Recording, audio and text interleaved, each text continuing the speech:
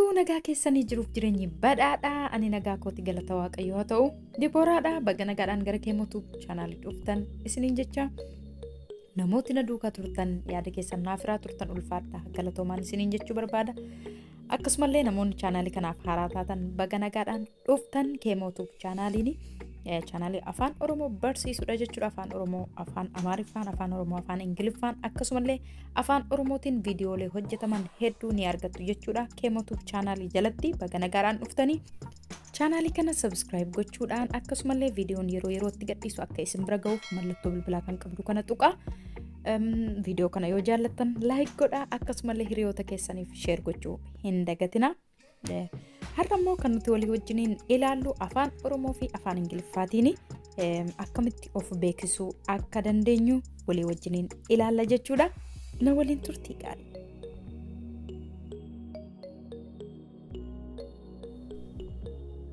of beeksisuu of barsiisuu self introduction of beeksisuu of barsiisuu self introduction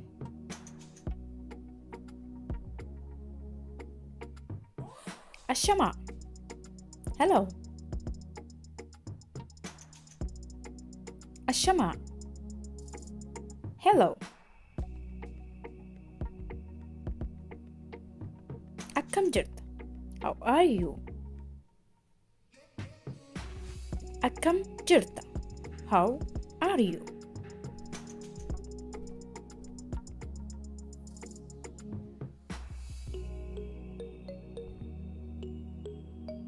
Maqaan koo Boontuudha. My name is Boontu. Maqaan koo Boontuudha.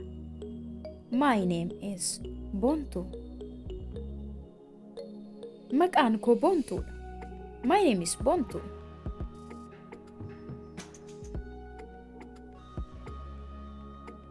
Maqaan abbaa koo Gadaadha. My father's name is Gada. Maqaan abbaa koo Gadaadha. My father's name is Gada.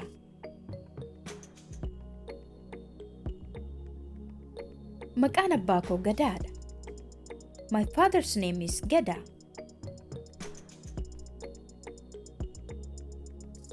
Maqaan haadha koo Toltuudha. My mother's name is Toltu. Maqaan haadha koo Toltuudha. My mother's name is Toltu. Maqaan haadha koo Toltuudha. My mother's name is Toltu. Ani obboleettii lamaa fi obboleessa tokkon qaba. I have 2 sisters and 1 brother. Ani obboleettii lamaa fi obboleessa tokko qaba.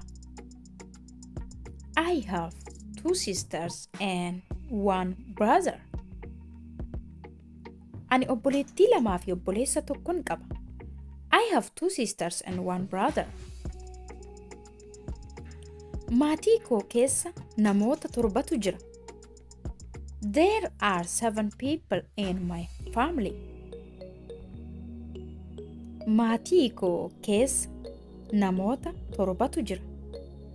There are 7 people in my family. Maatii koo keessa namoota 7tu jira. There are 7 people in my family. Umuriin koo 25dha. Waggaan koo 25dha. I am 25 years old. Umuriin koo 25dha. Waggaan koo 25dha. I am 25 years old.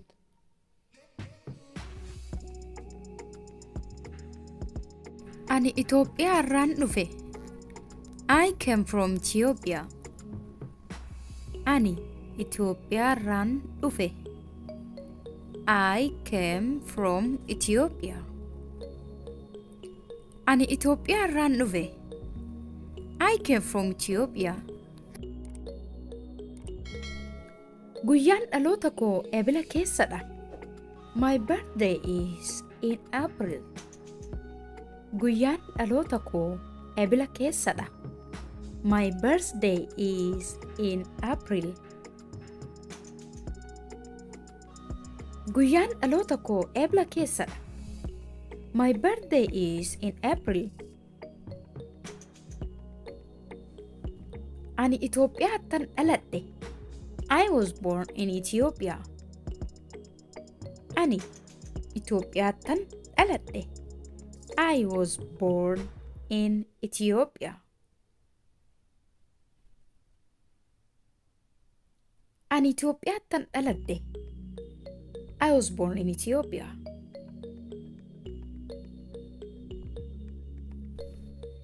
Ani Kanaadaan jiraadha. I live in Canada. Ani Kanaadaan jiraadha. I live in Canada. Ani Kanaadaan jiraadha. I live in Canada.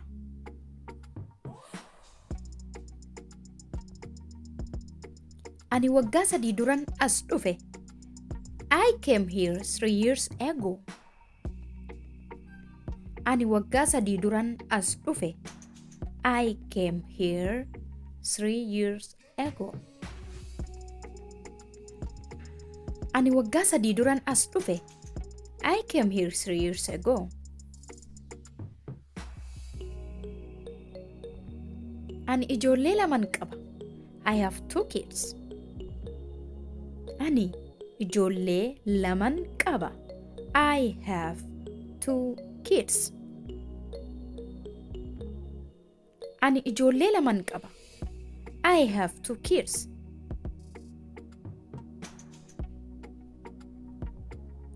Ani barsiistuudha. I am a teacher. Ani barsiistuudha. I am a teacher. Ani barsiistuudha. I am a teacher. Ani mana barumsaa sadarkaa tokkoffaan barsiisa. I teach at an elementary school. Ani mana barumsaa sadarkaa tokkoffaan barsiisa. I teach at an elementary school. Ani mana barumsaa sadarkaa tokkoffaan barsiisa. I teach at an elementary school.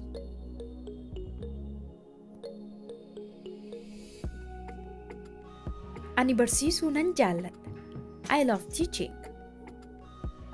Ani barsiisuu nan jaalladha. I love teaching.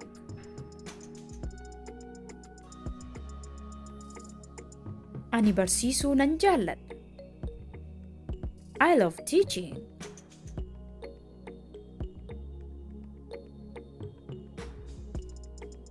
Yeroo boqonnaa kootti dubbisuun jaalladha.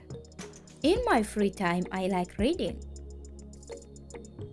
Yeroo boqonnaa kootti dubbisuun jaalladha. In my free time, I like reading. Yeroo boqonnaa kootti dubbisuun jaalladha. In my free time, I like reading. Gosti barnootaa ani jaalladhu herregadha. My favorite subject is mathematics.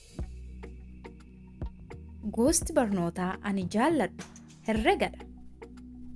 My favorite subject is mathematics. Gosti barnootaa ani jaalladhu herregadha. My favorite subject is mathematics.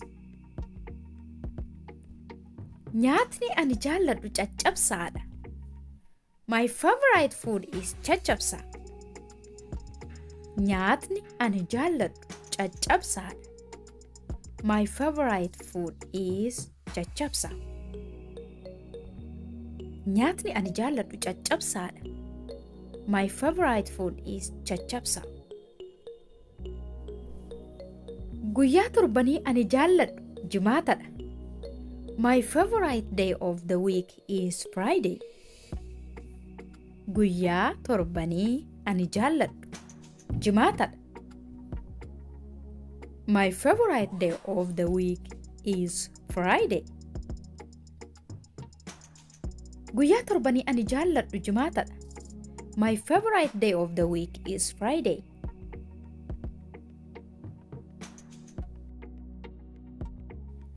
Barnoonni kiyya har'aa kana fakkaata ture akka isin fayyade abdii guddaan qaba. Viidiyoo kana yoo jaallattan like godhaa akkasumallee hiriyoota keessaniif share gochuu hin dagatinaa. Akkasuma yaada yoo qabaattan koomentii irratti barreessuu hin dagatinaa. Yeroo itti aanu barnoota kabiraan haga walitti deebinutti nagaatti tura.